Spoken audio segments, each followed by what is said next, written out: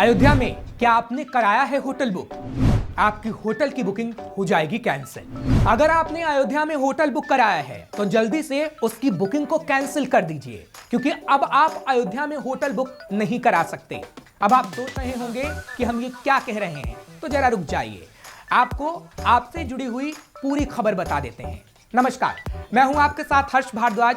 आप देख रहे हैं श्रेष्ठ भारत। अयोध्या, जहां राम मंदिर में रामलला के प्राण प्रतिष्ठा का हर कोई इंतजार कर रहा है कि कब रामलला भव्य मंदिर में विराज जाएंगे, और इसे देखने के लिए लोगों का तांता लगने वाला है, क्योंकि कलाकार से लेकर बिजनेसमैन, खिलाड़ी से लेकर दुनिया भर के लोग आ रहे हैं जिन्हें निमंत्रण भेजा गया है। ये सभी लोग 22 जनवरी को अयोध्या पहुंचेंगे। इसलिए अब ये ऐलान कर दिया गया है कि अयोध्या में 22 जनवरी की तारीख में सभी होटलों, धर्मशालाओं की प्री बुकिंग को कैंसिल कर दिया जाएगा। खुद यूपी के सीएम योगी आदित्यनाथ की तरफ से इस बात की जानकारी दी गई है और बताया गया है कि जनवरी को केवल जिन्हें रामलला की प्राण प्रतिष्ठा के लिए आमंत्रण मिला है, सिर्फ वही अयोध्या आए।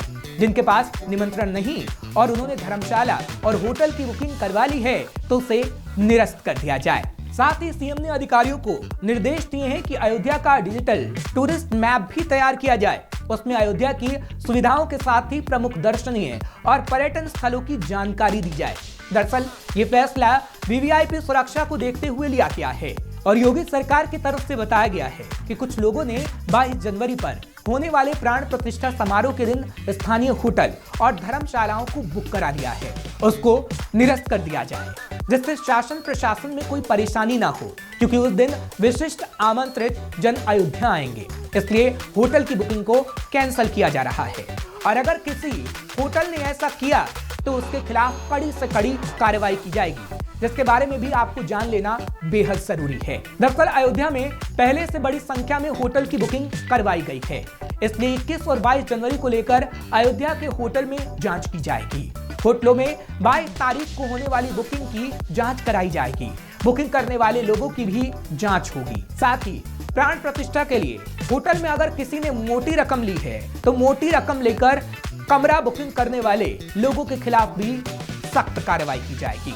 दरअसल प्रधानमंत्री नरेंद्र मोदी के 30 दिसंबर के अयोध्या के प्रस्तावित दौरे के मद्देनजर सीएम योगी अयोध्या पहुंचे थे, जिसके बाद इस बात की जानकारी दी गई और साथ ही सीएम योगी ने अयोध्या पहुंच विकास कार्यों का जायजा भी लिया और कहा कि हमारी जिम्मेदारी सभी की सुरक्षा के साथ साथ स्वागत की भी है, इसलिए सरकारी और पुलिस कर्मचारियों का व्यवहार आदर्श होना चाहिए।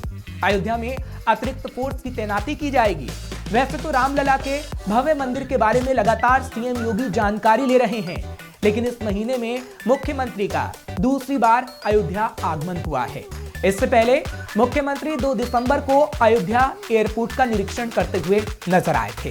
तब भी रामलला के दर्शन के बाद मुख्यमंत्री योगी आदित्यनाथ ने राम मंदिर निर्माण की प्रगति को जाना था और इस बार भी सबसे पहले उन्होंने रामलला के दर्शन किए। फिर लोगों को निर्माण कार्य के बारे में पूरी जानकारी दी गई। साथ ही योगी आदित्यनाथ ने मंदिर निर्माण में काम कर रहे मजदूरों से हालचाल भी पूछा। तो अयोध्या में बन रहे भव्य मंदिर में रामलला के विग्रह की प्राण प्रतिष्ठा 22 जनवरी को की जाएगी। इसके लिए बड़े पैमाने पर तैयारियां की जा रही हैं। वैसे तो राम मंदिर में प्राण प्रतिष्ठा के लिए पूजा 16 जनवरी 2024 से चालू हो जाएगी, लेकिन प्राण प्रतिष्ठा का शुभ मुहूर्त 22 जनवरी को दोपहर 12 बजे का है, जिसको लेकर तैयारी पूरी कर ली गई है और कहा जा रहा है कि अयोध्या में राम मंदिर 80% बनकर तैयार हो चुका है।